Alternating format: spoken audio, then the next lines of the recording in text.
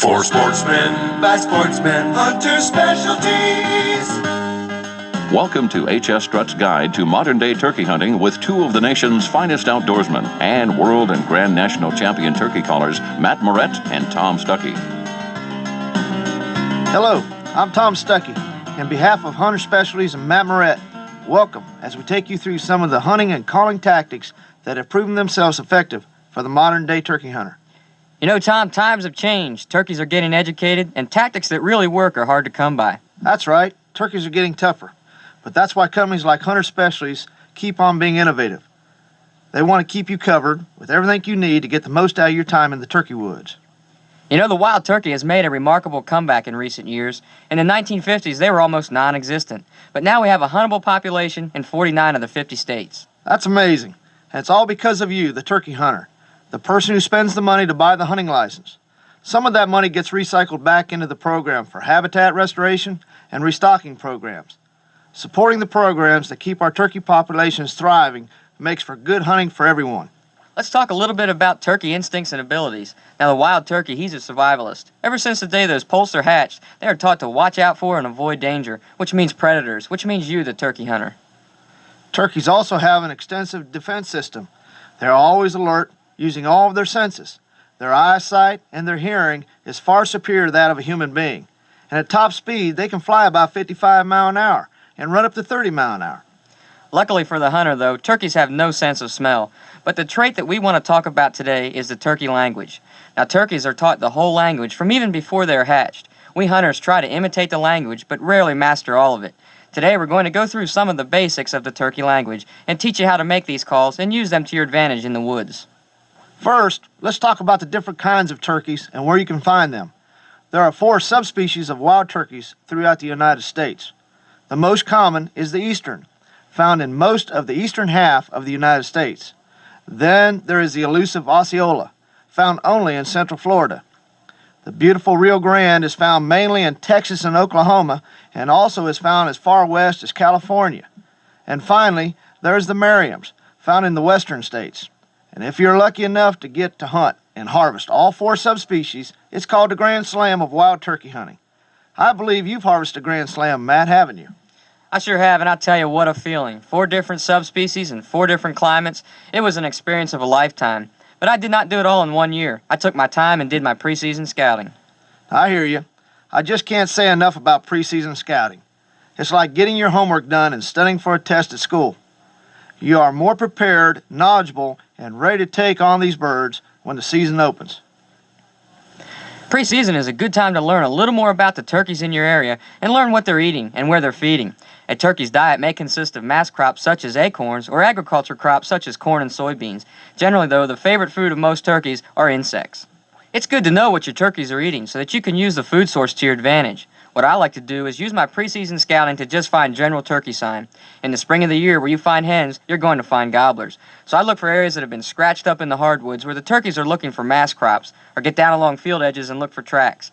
Later on when the bugs come out, you can use binoculars to watch fields where the turkeys are out there catching those bugs. You know, Matt, if you can find a field that turkeys use, it can really benefit you, especially on rainy or windy days. When the weather gets bad, turkeys get a little nervous because they can't hear real well. And I've found that they will frequently head for a field where they can use their eyesight and watch out for danger. Another important thing to find in your hunting area is water. During the springtime of the year, gobblers are not worried about food. Their main concern is gathering hens. But a turkey, just like a human, needs water every day of his life.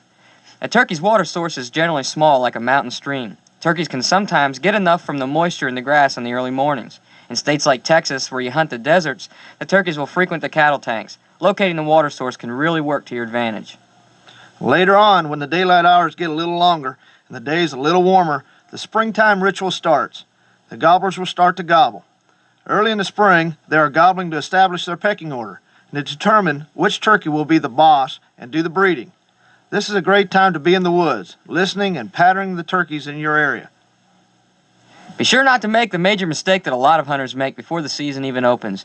Don't call those turkeys in before the opening of the season. This just educates the turkeys and makes them call shy. By the time season gets around, the turkeys are familiar with your sound and very difficult to hunt. You know, in some states it's illegal to be caught with a turkey call in your possession before the season begins.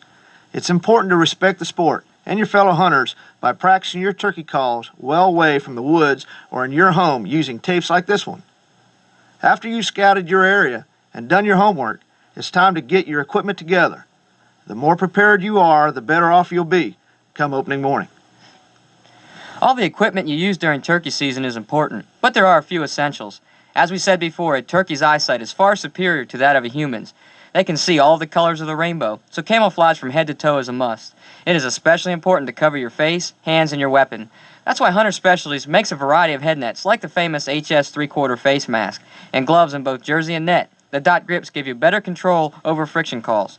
To cover your weapon, there are gun socks and the famous No-Mar tape. All of these accessories are available in Realtree, America's most versatile camo pattern. You should also know about your weapon. It shows respect for the game that you're hunting to know the effective killing range of your gun or bow. Be sure to get on the range and pattern your gun. Since the only vital part of the wild turkey is its head and neck, it's imperative that you shoot a full choke gun. Practice shooting different shot sizes on the range, 4s, 5s, and 6s, and see what shoots the best in your gun. Also, try shooting at different yardages.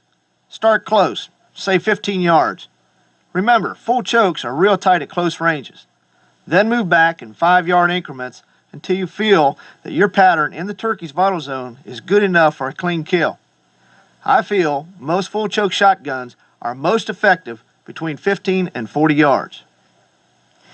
Well, we've got our camo and we know where our gun's shooting. Let's talk about staying organized. Hunter Specialties offers the full strut combo vest to keep you organized in the turkey woods.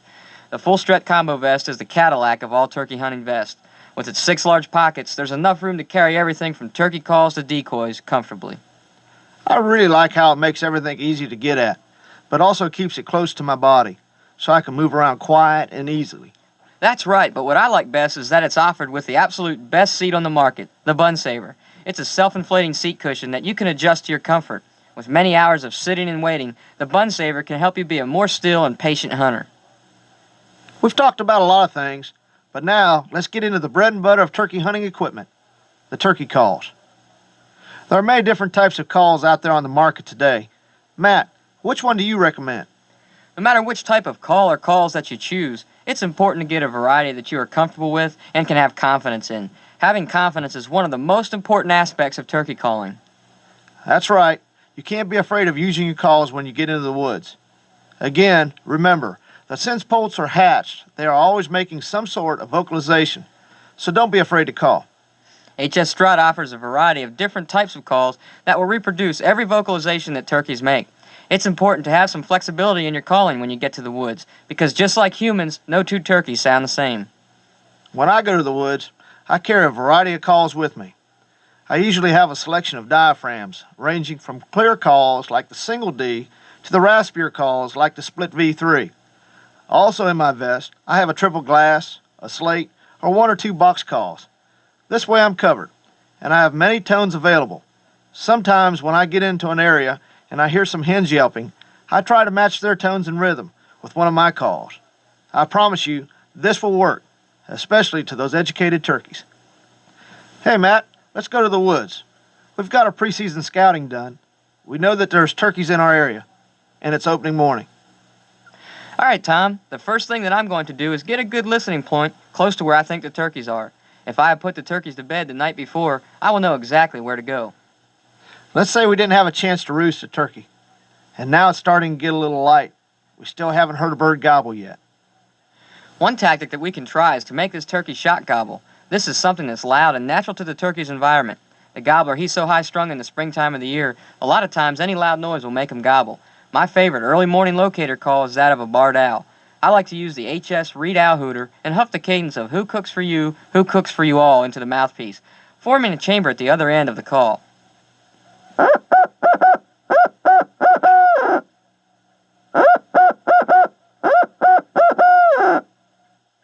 To get even more realistic, you can do sounds like laughing and rolling of the barred owl, just by releasing your hands and rolling your tongue like this.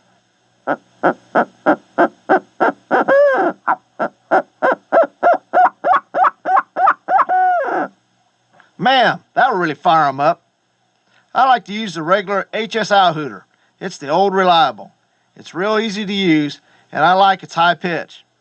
All you have to do is blow the same cadence of who cooks for you all into the mouthpiece.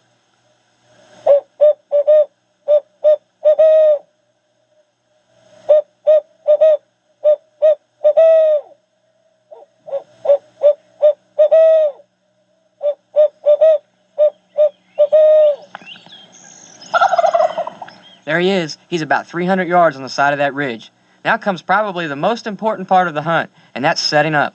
It is important to get as close as you can to that turkey. I like to get roughly about 100 yards from him if the terrain and foliage allows me to. I try to get there quickly, but I'm very careful to try not to disturb anything on the way in. You're a lot better off if you set up on the same level or slightly above that roosted bird. Once you get into the area where you want to be, you don't want to be able to see a long way. Use the terrain to your advantage. The reason for this is that if a gobbler comes in and can see your calling location, he might want that hen to come to him, and he will hang up just out of range. Next, find a tree that's wider than your shoulders to try to break up your outline. Clear the leaves on the ground, get your bun saver in place, and get comfortable, because you might be there for a while. Matt, I found, being a right-handed shooter, that if you point your left shoulder in the general direction that you think the turkey will be coming in, you might have a better chance of harvesting that bird. You've got about 180 degrees of flexibility to move your gun. That's right, Tom, and that flexibility is important because gobblers rarely show up exactly where you expect them to. That's right. They're so unpredictable. Now we're set up and have let the woods quiet down. I usually don't start making any turkey sounds until I hear the first crow wake up in the morning. When I hear one, the first call I'm going to make to the gobbler is a tree call. A tree call is just some real soft yelping and clucking to let other turkeys know where she is. It's very important to take it easy at first. Remember, we're just trying to reverse Mother Nature.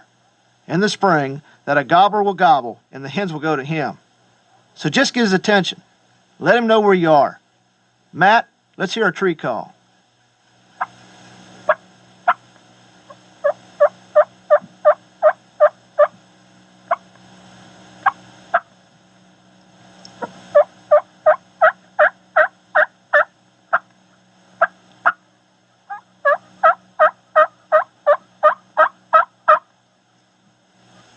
Now, let's listen to a real hen.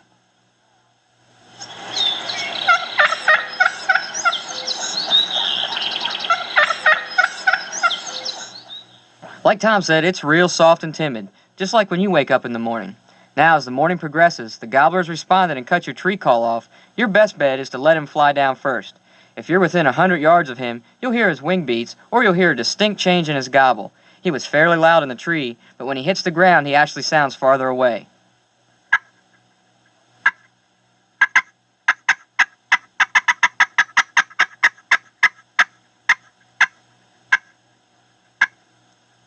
That's the next call that we're going to give him.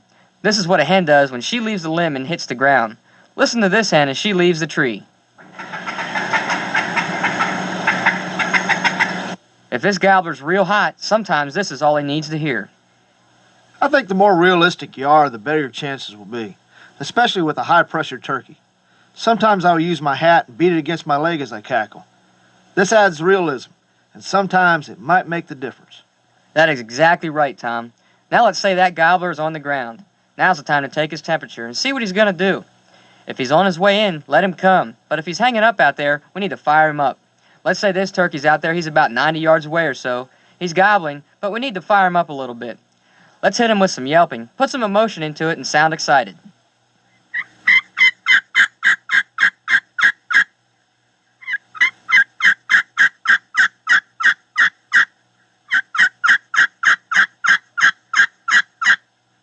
Emotion is really important. You've got to sound excited. Listen to the hen as she's looking for a gobbler.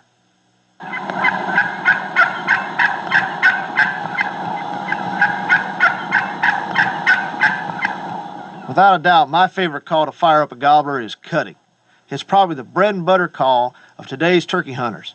It's a good call to use all day long, early in the morning, midday, and even on evening hunts where it is legal to hunt in the evening. Cutting is a call of a hen when she is at her most excited point or when she is showing aggression toward another hen, establishing the pecking order. It's just some real sharp, fast rhythm clucking.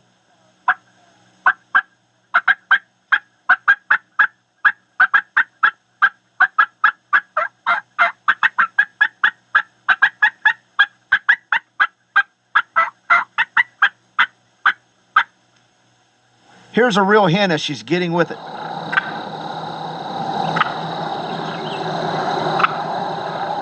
I agree, cutting is a great call. But right here is where a lot of hunters make mistakes. They fire that turkey up, he's on his way in, but they keep calling and making him gobble. You have to remember that every time that turkey gobbles, he can attract other hens or other hunters. If he gets real excited, he stops, goes into strut, and a lot of times he'll hang up out there and wait for that hen to come to him. We've all made that mistake. I like to hear him gobble as much as anybody. But if you know he's on his way in, let him commit as far as he wants to before you start calling again. So far, we've talked about having confidence in your calling and putting some emotion or feeling in your calling. The third most important part of turkey calling is volume control. When you're holding a conversation with someone, you control the volume of your voice. It's the same thing with turkey calling. When the turkey's out there a ways, it doesn't hurt to call a little bit louder. But as the turkey gets closer, it's important to soften your calling down. Yeah, Matt, you don't want to blow his eardrums out. He can hear much better than we can. Let's say the turkeys get close enough that you can hear him spit and drum while he's strutting. But he's just out of range and hasn't seen your decoys yet. You know you have to make another call, and it's best to use a contentment type call. Hey Matt, did you hear that? I sure did. The best call for this situation is the cluck and purr. The cluck and purr is a call that a hen does as she's feeding. It's real soft and it sounds something like this.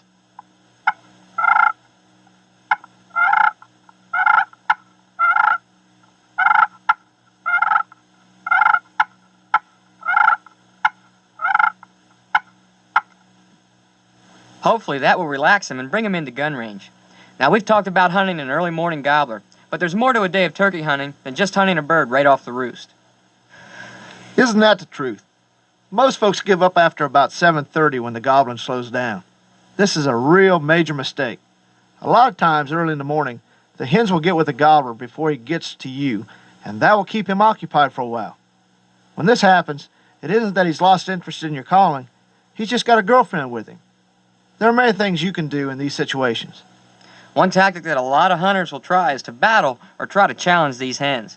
Call the hens in with aggressive calling if the hens are vocal towards you, or use soft callings if the hens aren't so vocal.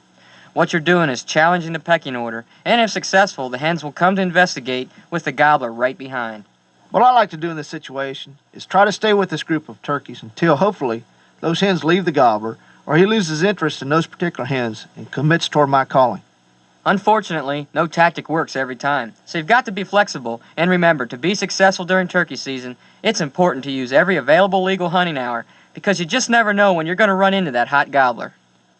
If I completely lose a gobbler to hens and he becomes silent, or if he gets too far away and I can't catch up to him, then I use a different type tact.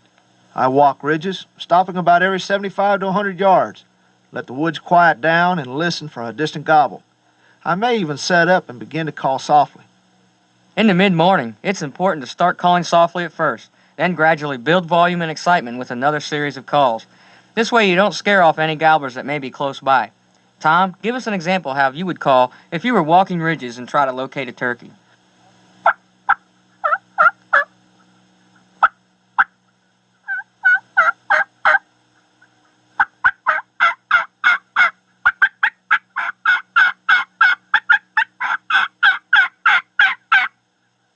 It's very important to be prepared and set up fast in case you get a response close by. That's why I like to stop by a tree. It's also a very good idea to be careful and think safety. You may wish to use a piece of fluorescent orange while you're walking through the woods. While we're on the subject of safety, it's very important to never wear any of the colors red, white, or blue while you're in the turkey woods. These are the primary colors of a gobbler's head and neck, and the major cause of turkey hunting accidents nationwide. Good point, Matt. Most of the time what happens when you're out walking ridges is that you'll get a distant response. The best tactic is to try to figure out where the turkey is. But you have to remember that the gobbler may be coming your way. What I like to do is to get an answer with a crow call as I move in. I try to get a little closer if possible, and if I have permission to go where the turkey is, I try to get right on the same ridge as he is. It's not necessary to get real close because most of the time the gobbler is cruising looking for hens. He will usually commit a little bit your way. If you cut the distance between you and the turkey in half, you're usually in very good shape. Once you've found the spot that you've been looking for, setup tactics are the same. Find that tree and get ready, because if he's hot, it might not be long before he comes in. It's important to take his temperature. See if you need to work him soft or get aggressive. Most important, don't give up. Go to the areas that you've scouted out in preseason. Sometimes if you go to a totally different area, say 10 miles away or so, it can make a big, big difference. Well, now it's about lunchtime. We've had no luck. In most states, it's about quitting time, but in some states, it's legal to hunt all day long. Please check the game laws in the area that you're hunting to see what the legal hunting areas and times are. Let's get a bite to eat, maybe take a power nap, and come back for an afternoon hunt. Sounds like a good idea to me, Matt. Well, here we are. It's about 3 o'clock in the afternoon. What I like to do is cover a lot of ground for an hour or so, heading in an area that, through scouting, I know the turkeys are likely to roost. If I'm not successful in locating a turkey on the way, I'm going to find a good setup location, set up my decoys, and do some blind calling. This tactic has proven itself time and again. Knowing the area is very important. But more important than that is being still and keeping your eyes peeled for that gobbler. A lot of times he may work his way into you silent as he comes to an area to roost. Well, Matt, we spent a lot of time talking about spring turkey hunting, but in many states it's also legal to hunt turkeys during the fall of the year. Fall hunting differs dramatically from spring, but can still offer some exciting action and lets you gain even more knowledge about the magnificent wild turkey. That's right. As a matter of fact, I grew up fall turkey hunting in the mountains of Pennsylvania. We chased turkeys for what seemed like forever before finally catching up with them, and then the fun would begin. Fall hunting is certainly a challenge. The goal is to find a flock of turkeys, scatter the flock, and use your calling ability to bring the birds back into your position. In the fall of the year, turkeys are not mating. They are flocked up together for safety, looking toward the upcoming winter.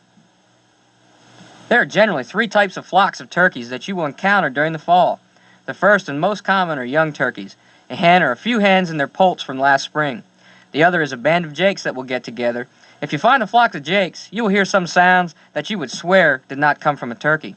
The third type of flock is old gobblers. These guys have been enemies all during mating season, but in the fall and winter, they are the best of buddies. These old boys are pretty tough to outsmart. Let's start by talking about young birds. They can be a lot of fun to hunt. The first thing you have to do is find an area where turkeys are. This can be done by preseason scouting. Finding feeding areas is your best bet. Whether it's a mass crop, agriculture, or insects, turkeys in the fall are roaming around looking for food. Once you've located areas that turkeys frequent, it's best to get there before daylight. I like to get there before daybreak and listen for those birds yelping and making noise on the roost. I try to set up an ambush point between them and where I feel they're going so I can get a successful scatter on those turkeys. I like to do the same thing, but sometimes turkeys get by, and then you have to use those midday spring tactics again.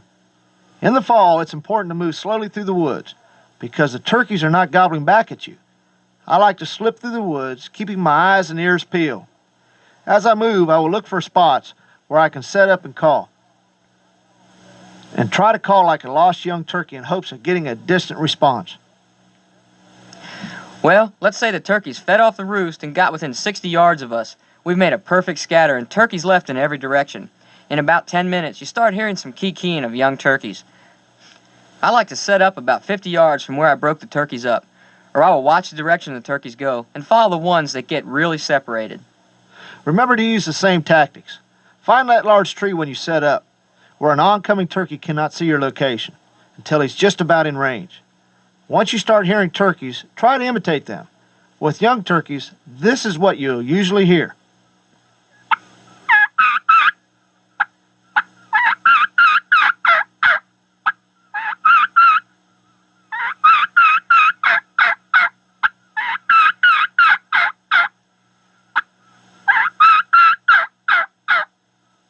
That's the kee-kee run or whistle and lost call of a young lost turkey. As the young turkeys get more scared of being separated from their family, they will get more plein with their calling, like this.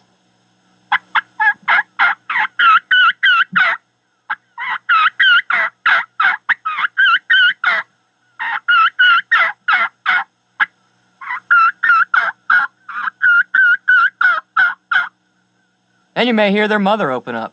The best thing you can do is try not to compete with her, because just like you, those poults know Mom's voice. That old hen will usually give the assembly call that sounds like this. It is just a long series of yelps.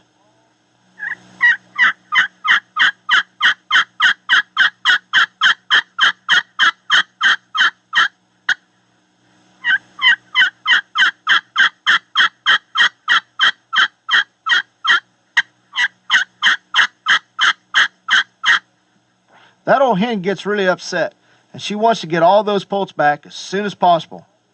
Let's go into flocks of jakes. Jakes are still young and like a bunch of teenage boys, and sometimes they get together.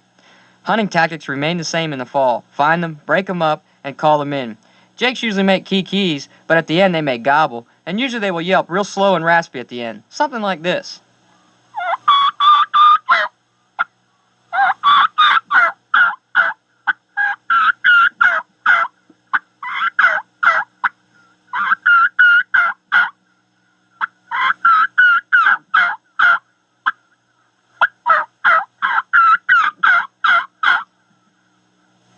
Now, let's get into those old gobblers.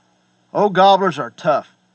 They've been around for a while, and they're very keen about watching out for danger, just like an old white-tailed buck. The most important thing in hunting old gobblers in the fall is preseason scouting, finding areas that old gobblers are using, either for feeding, water, or areas where they are roosting.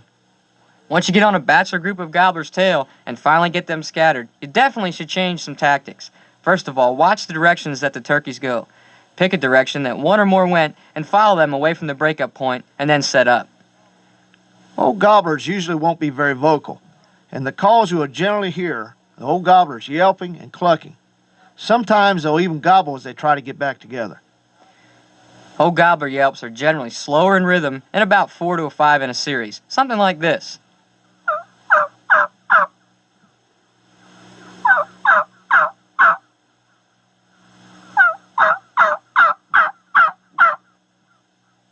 As he gets closer, he sometimes clucks to find your exact location. When a gobbler clucks, it's said it sounds like an acorn falling and hitting a hollow log. It sounds something like this.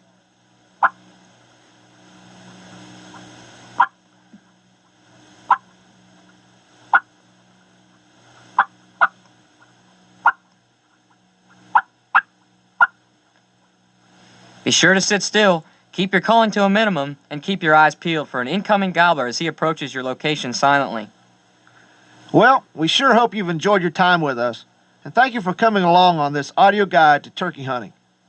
We'd like to take the time to remind you to always hunt safely, always obey the game laws in the state you're hunting, and enjoy each day afield. Learning is the most important part of turkey hunting. Always try to bring some knowledge out of the woods with you after each hunt. This information can be applied to many hunts to come. And if you get a chance, take a young person hunting or support organizations like the National Wild Turkey Federation to ensure the sport that we all love so much for future generations to come. Now, it's time to get your calls ready as we go to side 2.